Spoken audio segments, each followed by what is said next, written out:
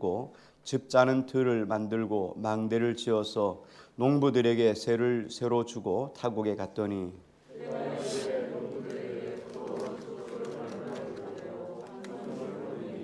그들이 종을 잡아 심히 때리고 거저 보내었거늘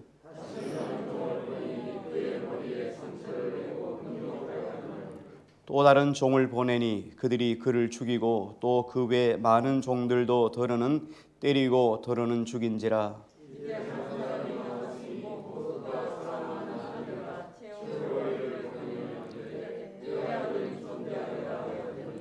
그 농부들이 서로 말하되 이는 상속자니 다 자 죽이자 그러면 그 유산이 우리 것이 되리라 하고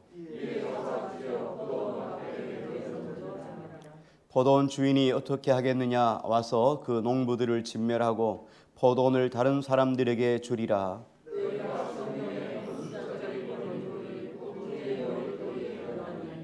이것은 주로 말미암아 된 것이요 우리 눈에 놀랍도다함을 읽어보지도 못하였느냐 하시니라.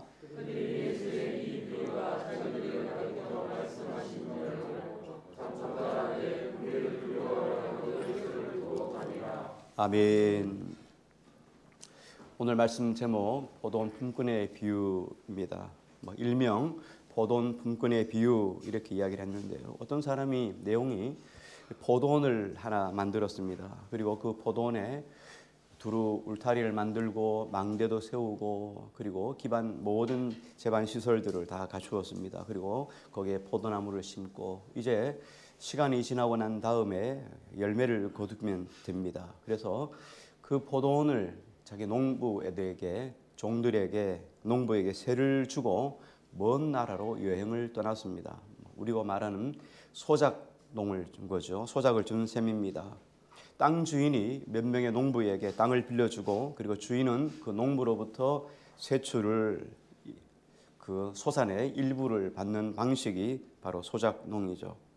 자, 그런데 오늘 본문에 보니까 문제가 생겼습니다. 때가 되어서 이제 세출을 받기 위해서 사람을 보냈습니다. 그런데 농부들이 그 빌린 세를 낸 농부들이 세를 주지 않는 거예요.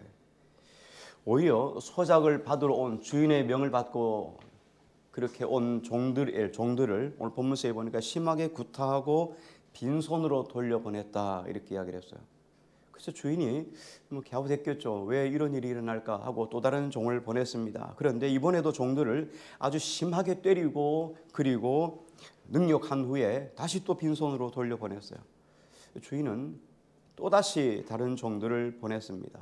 그런데 또 똑같은 일이 계속 반복해서 일어나는 거예요. 그래서 주인이 계속 연속해서 종들을 보냅니다. 농부들이 하인들을 때리기도 하고 죽이기도 합니다. 그래서 이제는 주인이 할 수 없어서 이제 마지막으로 자기 아들을 보내지요. 오늘 말씀 6절을 한번 같이 읽겠습니다. 본문 6절입니다. 시작.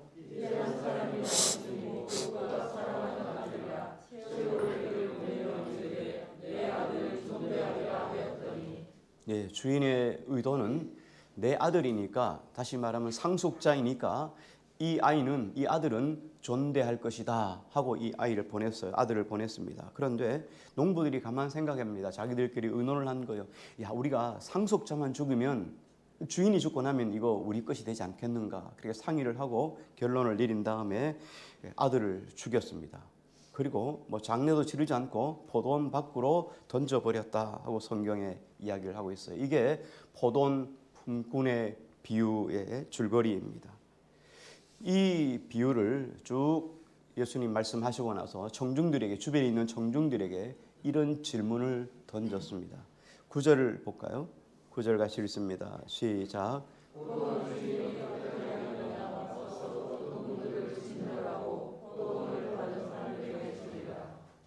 예, 주인이 이렇게 질문을 던졌죠. 예수님이, 자, 포도원 주인이 이런 일을 당하면 어떻게 하겠느냐? 이런 일을 당하면 어떻게 하겠느냐 하는 내용을 질문을 던졌습니다. 자, 그런데 오늘 본문을 이해하기 위해서는 본문이 일어난 정황을 조금 생각해 볼 필요가 있습니다. 오늘 이 말씀이 나온 동기가 어디서부터 나왔습니까? 우리 지난주 11장부터 나온 사건이죠. 11장부터 쭉 계속해서 나온 사건이에요. 예수님께서 그 예루살렘 성전 안을 거닐고 있었을 때에 산헤드리안 공회원이라고 이야기를 하는 대제사장, 서기관, 그리고 바리새인, 그리고 백성의 장로들이 예수님께 나와서 질문을 던지는 것으로 이것이 시작이 되죠.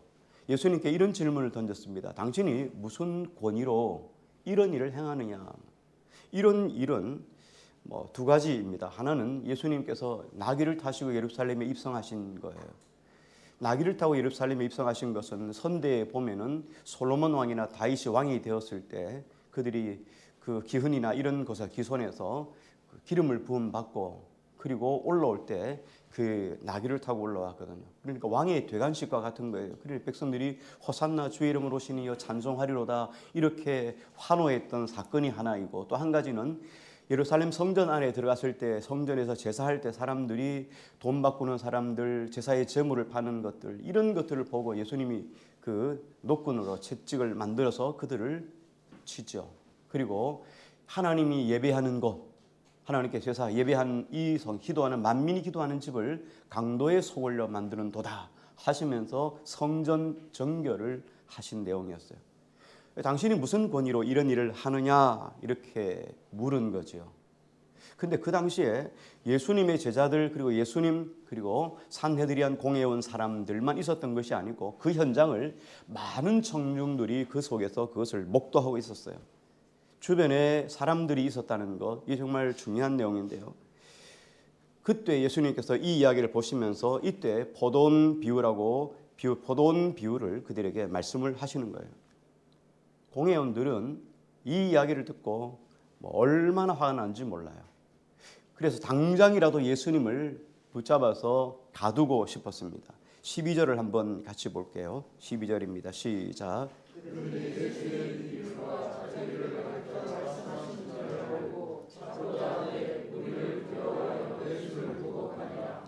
예수님께서 이 포도원 비유를 왜 했는지를 산헤드리온 공회에 있는 사람들이 다 알고 있습니다. 이 비유는 지금 자기들을 두고 하고 있다는 이야기를 말씀하신 줄 알고 잡고자 하되 무리를 두려워하여 예수를 두고 가니라. 알고는 있습니다. 그래서 산헤드리온 공회원의 권위를 침해하는 것으로 생각하고 그들을 명예훼손으로 예수님을 잡아가려고 합니다. 그런데 그렇게 갈 수 없었던 이유는 주변에 회중들이 있었기 때문이에요. 그때 예수님이 그 권위에 대해서 지난주에 이런 말씀을 하셨잖아요. 자, 그러면 내가 너희에게 도리어 한 가지 질문을 좀 던져보겠다. 세례 요한이 이 땅에 와서 세례를 주었는데 그 세례의 권위는 어디서부터 온 것이냐?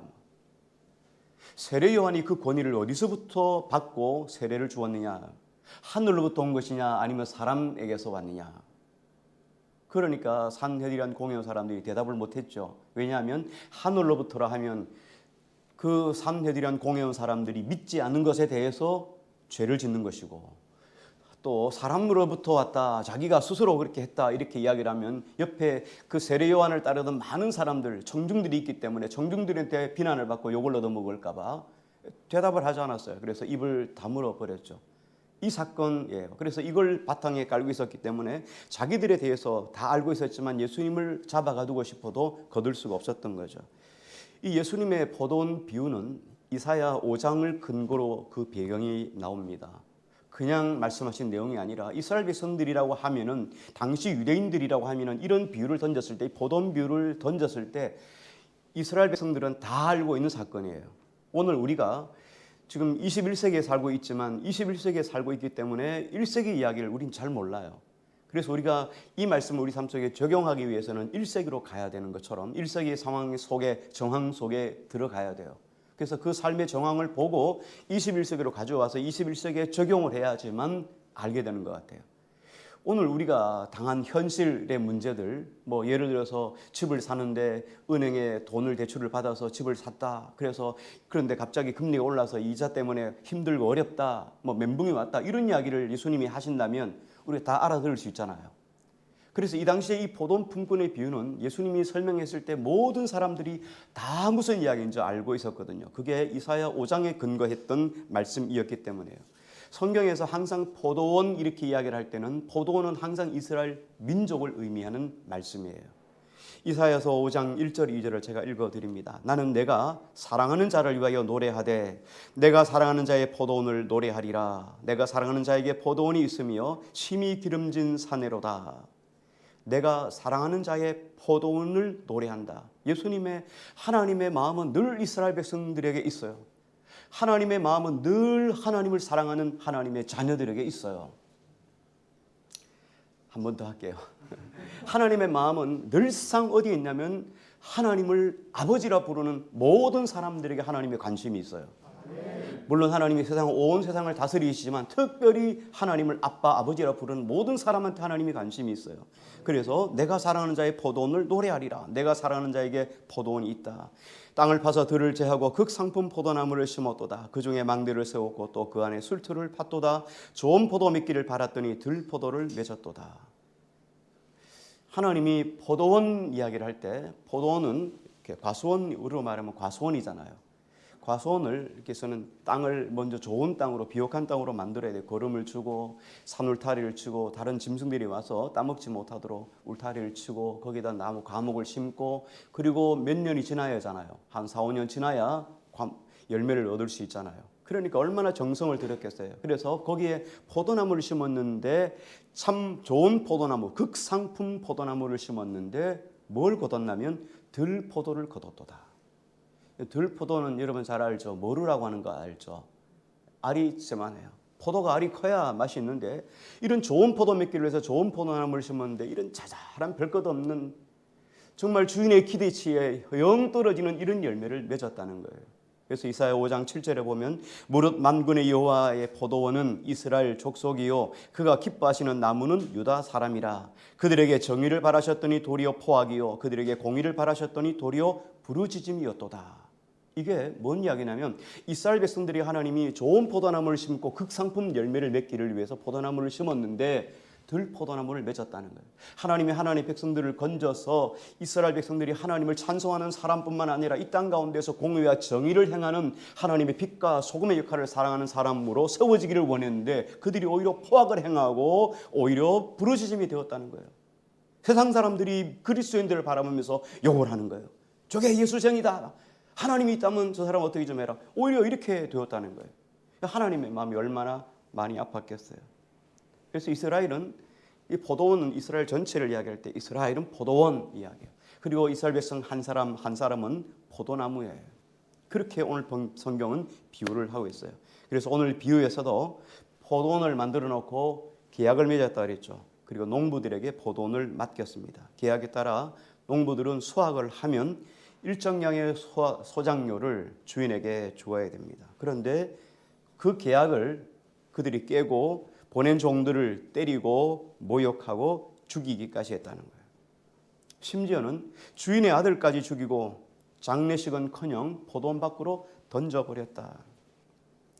당시 유대에서는 이스라엘 땅은 포도원이 흔히 볼 수 있는 이야기예요. 흔히 대부분 포도를 많이 해요. 이스라엘 백성들이 많이 심는 나무가 세 가지예요. 성경에도 자주 나오는 게 있는데 그게 포도나무예요. 포도인데 포도는 성경의 어떤 영적인 의미로 보면 기쁨이에요. 즐거움, 기쁨 이렇게 말할 때 포도주를 마신다. 왜냐하면 그 땅 대체적으로 그 땅은 그 이스라엘 땅은 석회암 지대예요.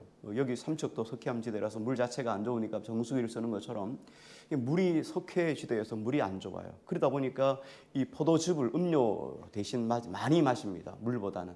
그리고 성경에 나오는 감람나무 올리브인데 올리브가 이 석회석을 몸에서 제거해 주는 역할을 해요. 그래서 올리브 나무가 상당히 많아요. 예루살렘 둘레가 거의 올리브 나무로 있는 것처럼 아주 오래된 나무들도 상당히 많죠. 그리고 또 한 가지가 여러분 잘 아시는 것처럼 무화과 열매예요. 무화과는 단 것을 먹어요. 상당히 아주 당분이 많은 열매이죠. 이 무화과 거기에 조금 더하면 대추나무, 대추 열매 이런 거 우리로 말하면 대추가 아니고 큰 것이죠. 이런 것들이 상당히 많은 여기서 포도원 이렇게 이야기를 하면 이스라엘 백성들은 다 알고 있는 사실이에요. 이스라엘은 포도원이 워낙 많으니까. 그래서 포도원을 주인이 포도원을 만들어서 사람들에게 소작을 주는 것들을 흔히들 많이 보고 있었어요. 그래서 그 이야기가 무슨 뜻을 의미하는지 잘 알고 있었던 거죠. 그런데 실상 지금까지 보면 대체적으로 포도원을 빌려주올 때 소작하는 사람들이 정한 때가 되면 새를 따박따박 다 냅니다. 일반적으로는 이런 사람은 없습니다. 그래서 오늘 성경이 뭐라고 합니까? 비유라고 이야기를 하죠. 원래는 없는데 이런 사람이 있다라고 이야기를 하는 거죠. 우리가 살아가는 세상 속에서 비상식이 얼마나 많은지 몰라요. 그렇죠? 실상은 비상식이 되어서는 안 돼요. 상식이 통하는 사회가 돼야 되는데 비상식이 상식이 돼버리는 자리에 가면 그러면 우리가 설 자리가 없어요. 그래서 성경은 이렇게 말하죠. 터가 무너지면 의인이 무엇을 할꼬? 터가 무너지면 우리가 살아갈 방법이 없어요. 특히 의를 붙잡고 살아가는 말씀대로 바른 정직한 삶을 살아가는 사람들에게는 멘붕이 오게 되는 거예요. 그런데 지금 여기에서 이런 사람, 비상식적인 사람들은 보편적이지 않는 시대에 예수님이 지금 이 비유를 들은 거예요. 이런 실상 있을 수 없는 일이기 때문이에요. 그런데 예수님의 이 비유를 들은 사람들이 뭐라고 생각했냐면, 야, 과연 이런 사람이 있나? 아니, 누가 포도원을 자기가 빌렸으면서 새를 안 주는 이런 사람이 어디 있어 세상에? 야, 이거 참 이상하다. 이렇게 사람들은 전부 다 생각했어요. 그런데 그 일이 포도원에서는 일어나지 않았지만 실제로 이스라엘 백성들 가운데서는 실제로 일어난 사건이잖아요. 포도원이 누구라 했습니까? 이스라엘 백성들이라고 했죠. 포도나무 하나하나가 이스라엘 자손들이라고 했죠. 이스라엘 사람들이에요. 그런데 하나님과 이스라엘 관계 속에서는 분명하게 일어난 사건이에요. 왜?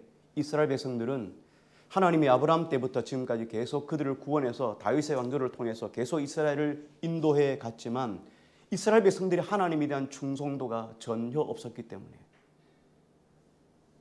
전혀 하나님을 충성하지 않았어요. 전혀 하나님을 바로 섬길 수가 없었어요. 그래서 누가복음에 보면 예수님에 대한 말씀을 이렇게 기록하고 있어요. 누가복음 11장 47절인데요. 화 있을진저 너희는 선지자들의 무덤을 만드는도다. 그들을 죽인 자도 너희 조상이로다. 이와 같이 그들을 죽이고 너희는 무덤을 만드니 너희가 너희 조상의 행한 일에 증인이 되어 옳게 여기는도다. 그러므로 하나님의 지혜가 일렀으되 내가 선지자와 사도들을 그들에게 보내리니 그 중에서 더러는 죽이며 박해하리라 하였느니라. 이스라엘 백성들의 역사를 바라보면 이스라엘 역사를 거슬러 올라가면 선지자들의 역사는 고난의 역사예요. 피 흘림의 역사예요. 선지자들은 와서 선지자들이 환영받은 시대가 거의 없어요. 선지자들이 어떤 사람들입니까? 선지자들은 하나님의 말씀을 받아서 백성들에게 전하는 역할을 하는 메신저 역할만 하는 거예요. 다른 거 없어요. 하나님 말씀을 받아서 그대로 전하는 역할만 하는 선지자들인데 하나님 말씀을 전하는 그 자체를 이스라엘 백성들이 듣기를 싫어했어요. 귀를 막고 그 말씀을 전하는 하나님 말씀을 전하는 사람들을 때리고 패고 죽였다는 말이에요. 얼마나 그 소리를 듣기 싫었으면 하나님의 사람들, 선지자들을 죽였겠어요. 그래서 선지자들은 그들이 오셔가지고 선지자들이 와서 그 하나님의 말씀을 전파하고 돌아가면서 전파하면서 계속 이런 이야기를 하는 거예요. 너희가 하나님과 처음 맺었던 그 첫 계약으로 돌아가라. 하나님과 맺은 언약대로 처음으로 돌아가라. 그렇지 않으면 너희에게 심판이 있을 것이다. 하고 계속 그 부분을 지적하고 돌아오기를 촉구하는 것이 선지자들의 메시지였어요. 하나님 말씀으로 돌아오세요. 여러분 하나님 말씀으로 돌아오세요. 그러면 하나님께서 돌아오지 않으면 하나님께서 심판이 있을 것입니다. 그러나 돌아오면 하나님께서 그 모든 것을 다시 바꾸셔서 여러분에게 복을 주실 것입니다. 그런데 결국은 어떻습니까? 우리가 누이 잘 알잖아요. 이사야, 예레미야, 에스겔, 다니엘, 호세아, 요엘, 아모스 모든 선지자들이 다 어떻습니까? 다 돌에 맞아 죽었습니다. 토에 켜임을 당하고 죽었습니다. 심지어는 생으로 매장을 해서 죽이기도 했어요. 이사야 선지자 같은 경우는 큰 통나무 안에다가 집어넣고 톱으로 나무를 잘라서 그 안에 있는 몸을 잘라 죽였다고 합니다. 이게 선지자들의 비참한 모습이었어요. 그래서 이 역사를 이스라엘 백성들이 조금만 기억한다면 포도원을 통하여 포도원 품꾼의 비유를 통하여서 말씀하신 예수님의 메시지를 이스라엘 백성들이 지금 다 알 수 있는 메시지예요. 모르는 메시지가 아니죠. 그러니까 옆에 있었던 지금 대제사장들, 서기관들, 백성의 장로들도 산헤드리안 공회원들도 지금 예수님의 이 메시지를 다 알고 있습니다. 이스라엘 백성들은 하나님 앞에서 계약을 충실하게 이행하지 않았어요. 결국은 수많은 선지자들까지 죽이고 결국에는 하나님이 친히 보내신 하나님의 아들 예수 그리스도까지 십자가에 못 박아 죽일 것입니다. 이게 성경의 역사예요. 그래서 예수님께서는 이스라엘이 오랜 세월 동안 배신해왔던 그 배신의 세월을 포도원의 품꾼의 비유로 이제 풀어내신 거죠. 그리고 질문을 백성들에게 다시 한번 던집니다. 우리 한번 질문을, 예수님의 질문을 다시 한번 읽어볼까요? 12장 9절 한번 읽을게요. 시작. 포도원 주인이 어떻게 하겠느냐? 가서 그 농부를 질문하고 포도원을 받은 사람들에게 주라. 예수님이 그 산헤드리안 공회원들 그리고 주변에 있는 청중들에게 이런 질문을 던졌습니다. 자, 이제 질문을 하나 던져보자. 만약에 너희 같으면 어떻게 하겠느냐? 너희 같으면 이 일을 어떻게 할까? 너희가 포도원 주인이라면 어떻게 이 문제를 풀어가겠는가 하는 거예요. 여러분 같으면 어떻게 하겠어요? 여러분이 포도원의 주인이라면, 여러분이 포도원 주인이라면 어떻게 하시겠어요? 다 죽여버리지 않겠어요? 그렇죠? 왜 아들까지 죽였으니까 그들을 다 멸하지 않겠느냐? 이 이야기예요. 이런 상황에서 누가 감히 포도원 주인이 하나님의 결정이 잘못되었다고 거기에 반대를 표할 사람이 누가 있겠습니까? 이건 계약상으로도 맞지 않는 것이고 인간의 도리상으로 윤리적으로도 맞지 않는 거예요. 그러므로 포도원 주인은 반드시 농부들을 죽이는 것이 마땅한 일이라는 거예요. 오늘 이 본문, 이 예화는 이스라엘 백성들에 대한 하나님의 심판, 이것만 전달하는 것이 아니에요. 이것만 지금 본문의 목적이 아니에요. 이 본문 목적 뒤에는 또 다른 예수님의 의도가 포함되어 있습니다. 예수님은 놀랍게도 이렇게 이야기를 합니다. 포도원 주인이 어떻게 하겠느냐? 그 농부들을 진멸하고 포도원을 다른 사람에게 주리라. 하나님의 심판은 어디까지예요? 포도원 주인이 어떻게 하겠느냐 질문을 던진 다음에 그 농부들을 진멸하고 하나님의 심판이 너희에게 임할 것이다 하는 것으로 일단락 끝나고 그 다음에 어떻게 합니까? 포도원을 다른 사람에게 주리라. 예수님이 지금 또 다른 계획을, 그 뒤에 일어날 계획을 설명해 주고 계시는 거예요. 다른 사람에게 이 포도원을 넘겨주리라. 이스라엘과 맺은 언약은 이스라엘 백성들이 불성실함으로 충성하지 않음으로 이 계약이 끝났어요. 그리고 새로운 계약을 맺을 텐데 이 포도원의 새로운 계약을 다른 사람에게 넘겨서 다른 사람과 새로운 계약을 하겠다는 거예요. 그러니까 유대인들 입장에서는 이 이야기는 폭탄을 터뜨린 것 같은 아주 충격적인 사건이었어요. 왜냐하면 이스라엘 백성들의 마음속에는 어떤 것이 있냐면 우리가 어떤 일을 행해도 하나님의 택한 백성 선민이라는 의식은 절대로 변함이 없는 거라고 생각했어요. 하나님은 빼앗지도 않을 것이고 영원히 갈 거라고 생각했어요. 왜? 우리는 하나님의 선민, 하나님의 택한 백성이기 때문에. 그런데 하나님이 너희에게서 이 이스라엘 품권의 모든 계약을 깨뜨리고 다른 사람에게 주리라 한다는 얘기는 그런 일이 과연 있을 수 있습니까? 하는 이런 충격적인 의문을 던질 수 있는 질문이었습니다. 이 이야기를 가까이서 지금 대면에서 듣고 있는 대제사장과 서기관과 백성의 장로들이 얼마나 화가 나겠어요. 너희들과 맺은 언약을 빼앗아서 다른 사람에게 주리라. 지금 당장 예수님의 멱살을 붙잡고 잡아다가 죽이고 싶어요. 그런데 그렇게 할 수 없는 이유는 주변의 청중들이 지금 계속 그 부분을 목도하고 있는 거예요. 지금 11장부터 계속 12장 이어지면서 청중들이 계속 눈여겨보고 있다는 거예요. 사람들이 보고 있다는 거예요.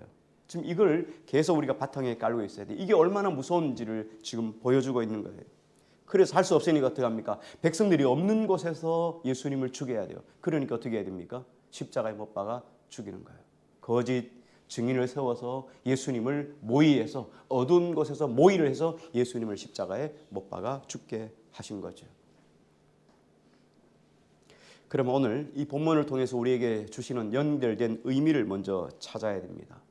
자, 우리 11장부터 예수님이 산헤드린 공회원들하고 대화하면서 나왔던 사건이 뭐였습니까?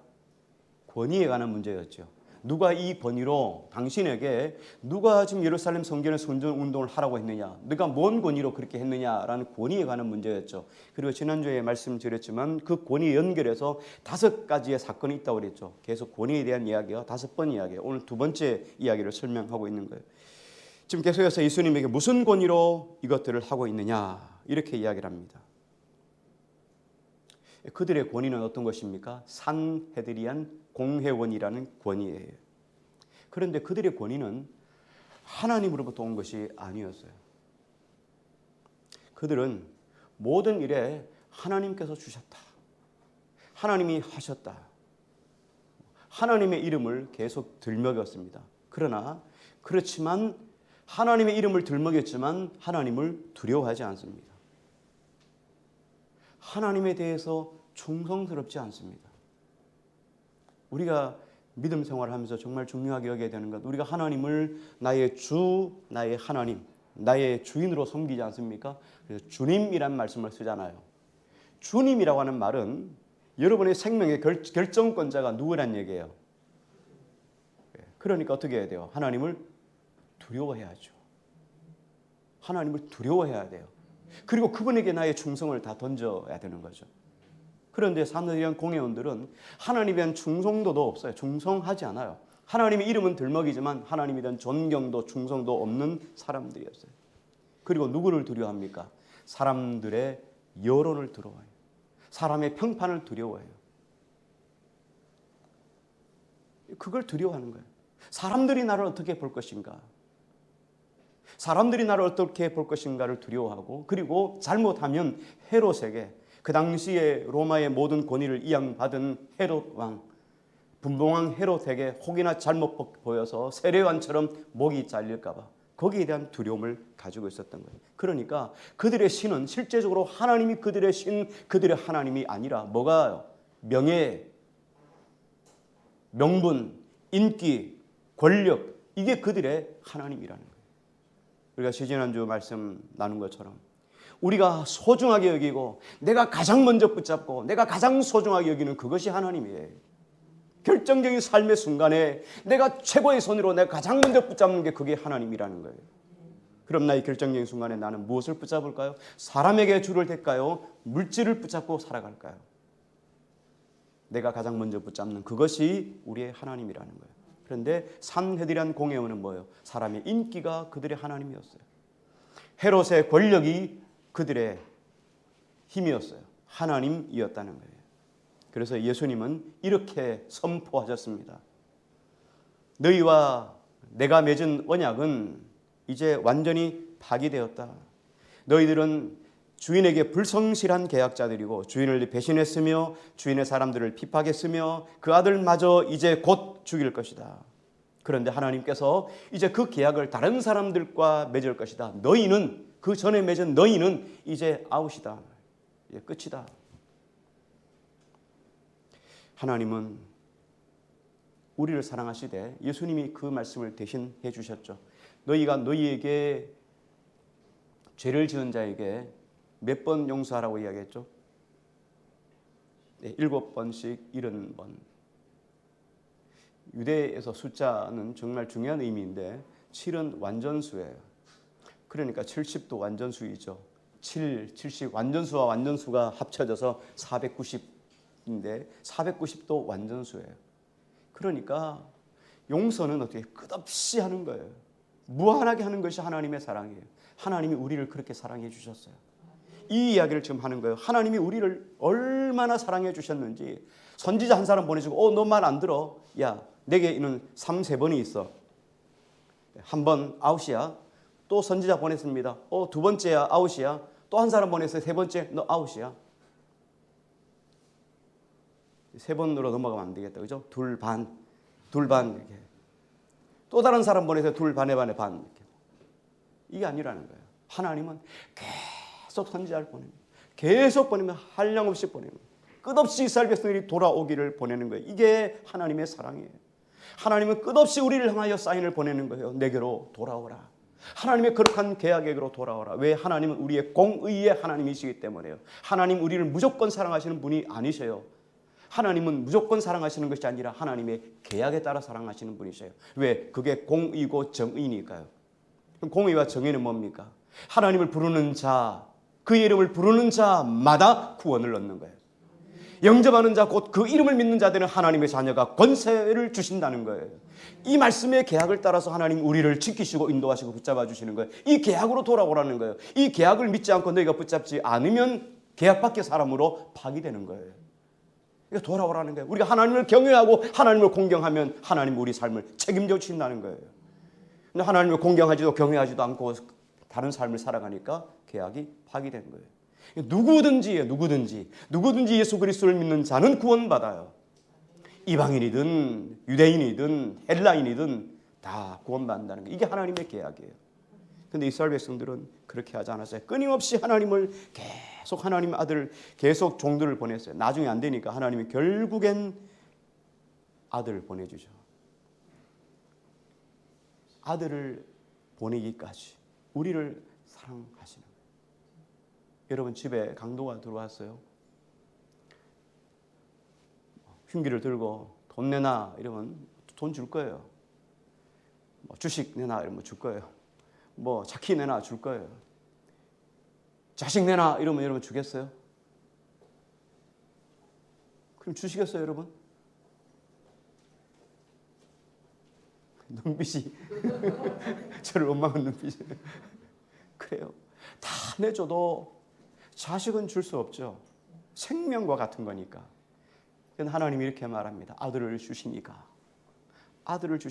너희에게 무엇을 주시지 아니하시느냐.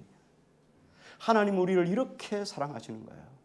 그의 종들을 계속 보내시고 결국은 우리를 너무너무 사랑하시니까 그들이 돌아오지 않으니까 이제 아들을 보내면 저의 말을 들을 것이다 하고 그 아들을 보내셨는데 그 아들을 두고 지금 누가 이 권위를 주었느냐 하고 그 아들을 죽이려고 하고 있는 지금 상황이란 말이죠.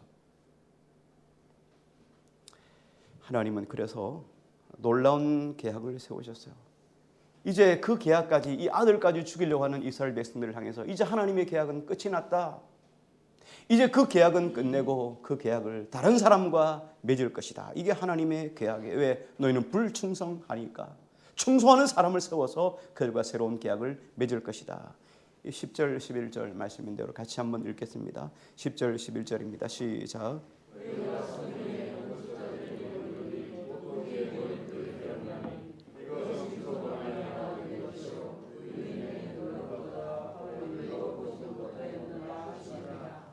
포도원의 비유가 끝이 나고 예수님은 새로운 구원의 비밀을 다시 청중들에게 그리고 산헤드린 공회원들에게 말씀을 했어요. 10절 11절 말씀은 시편 118편의 말씀이에요. 시편 118편 11절 12절 말씀을 예수님이 인용한 거예요. 그러니까 산헤드린 공회원들은 이 말씀을 무엇인지 알고 있어요. 왜? 시편에 있는 말씀을 당겨와서 지금 전하는 것이니까 다 알고 있어요. 여기 보니까 건축자들이 버린 돌이 모퉁이의 머릿돌이 되었다. 건축을 하다 보면은 벽돌 부스러기가 있겠죠. 여러 가지 돌들이 있어요. 대리석을 붙이다 보면 대리석도 부서진 것 있고 그런데 그래서 건축자들이 쓸모없다고 버린 돌이 여기 보니까 건축자의 모퉁이에 돌이 되었다. 요긴한 돌이 되었다. 이 말씀 안에는 두 가지 의미가 있어요. 하나는 이스라엘 지도자들에게서 예수님을 죽이죠. 그래서 예수님이 하나님의 교회를 세우는 일에 가장 요긴한 머릿돌이 되셨다. 예수님이 이 땅에 오신 목적이 뭐예요? 교회를 세우기 위해서죠. 하나님의 나라를 세우시기 위해서요. 교회의 머리 되신 예수 그리스도를 교회를 세우기 위해서 예수님이 이 땅에 보내주셨는데 예수님을 죽인 거죠. 그래서 예수님이 교회의 건축자들의 버린 돌이 모퉁이 돌이 되었다라는 것이 또 하나의 의미고 또 한 가지 의미는 이 당시에 유대인들이 가장 쓸모없다고 생각한 사람들이 누구겠어요? 유대인들의 생각에 가장 쓸모없는 사람들이 누구겠어요? 이방인들입니다. 이방인. 유대인들의 생각은 어떤 것이 있냐면 지옥에 가면은 하나님 앞에서 불순종하고 구원받지 못한 사람들, 선민들은 다 어디로 가냐면 천국에 가고 그리고 이스라엘 백성들, 선민, 이스라엘 민족 외에는 나머지 모든 사람들은 어디 갑니까? 지옥불에 던져진다고 생각했어요.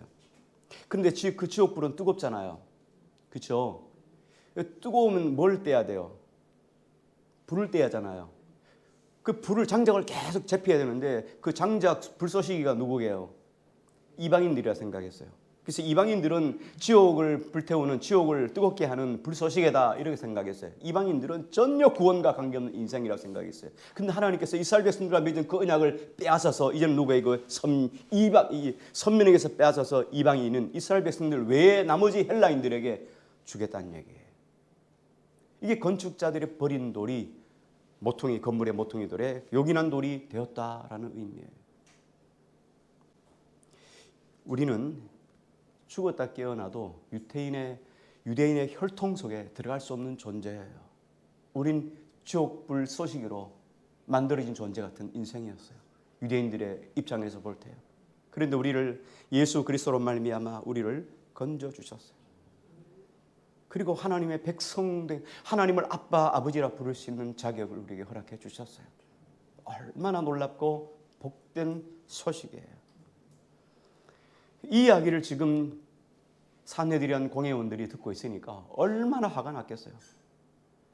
막 불같이 화가 나서 그 예수님을 당장 죽이고 싶어요. 그런데 권력의 힘으로 그를 죽이고 싶지만 청중들이 바라보고 있으니까 청중들의 힘에, 청중들의 여론에, 청중들의 인기에 힘을 두고 있던 그들의 권력자들은 청중들이 지금 예수님 편이 되고 있으니까 그 자리에서 어떻게 할지 못하고 결국은 모의해서 예수님을 십자가에 못 박혀 죽이는 거죠. 그래서 예수님은 이 일로 인하여 생명이 단축될 수밖에 없었어요. 그래서 결국은 예루살렘, 그 6월절에 예루살렘에 들어가서 결국은 6월절에 절기에 예수님은 십자가에 못 박혀 죽게 되는 일로 적용이 되죠.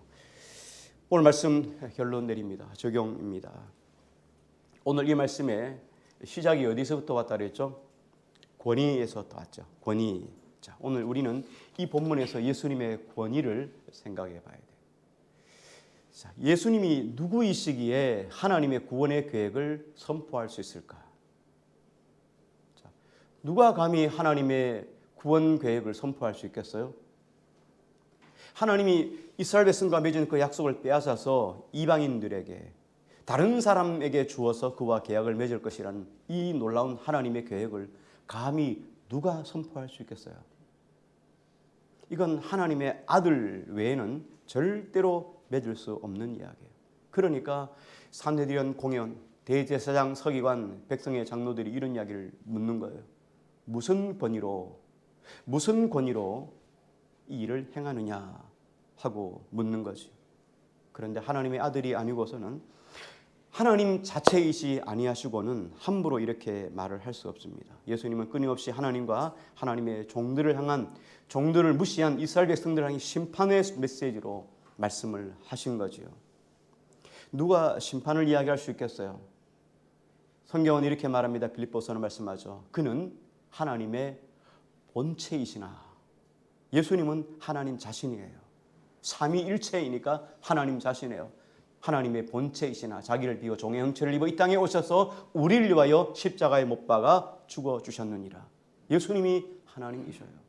그러니까 예수님 자체가 하나님의 아들이시고 또 하나님이시기에 오늘 심판을 선포할 수 있고 하나님의 그 심판의 계획을 다른 사람에게 넘겨줄 것이라는 것을 선포하고 말씀해 주시는 것이에요. 그래서 오늘 이 메시지는 이런 내용이에요. 누구든지 유대인이든 헬라인이든 이방인이든 한국 사람이든 아프리카 사람이든 누구든지 예외 없이 예수 그리스도의 죽으심을 자신의 죽으심으로, 자신이 십자가 못 박혀 죽으심으로 인정하는 사람은, 누구든지 예수님을 그 마음 심령에 모시는 사람은 다 구원을 얻게 된다는 적용이에요. 이를 위해서 예수님은 심판자로 오셨고 우리를 위하여 십자가에 못 박혀 죽기 위해서 지금 예루살렘에 입성하신 거예요. 자, 그러면 이 하나님의 아들이기에 이 권위를 선포하셨는데, 그러면 우리는 이 말씀을 어떻게 적용해야 될까? 오늘 저와 여러분들은 어디에 권위를 두고 살겠습니까? 여러분의 권위는 무엇입니까? 여러분 어디에 더 큰 권위를 두고 있습니까? 예수 그리스도, 나의 영원한 구원이신 예수 그리스도에게 나의 권위를 둘 것이겠습니까? 아니면 산헤드리안 공회원들처럼 권력이나 인기나 통이나 명예에 세상의 여론에 나의 권위를 두시겠습니까? 예수님은 오늘도 구원을 선포하시면서 우리에게 이런 질문을 던집니다. 선지자들이 말씀하신 것처럼 너희는 참된 권위 되신 예수 그리스도를 경외하고 그분을 따르라. 우리 찬양 드리시고 함께 같이 기도하시겠습니다.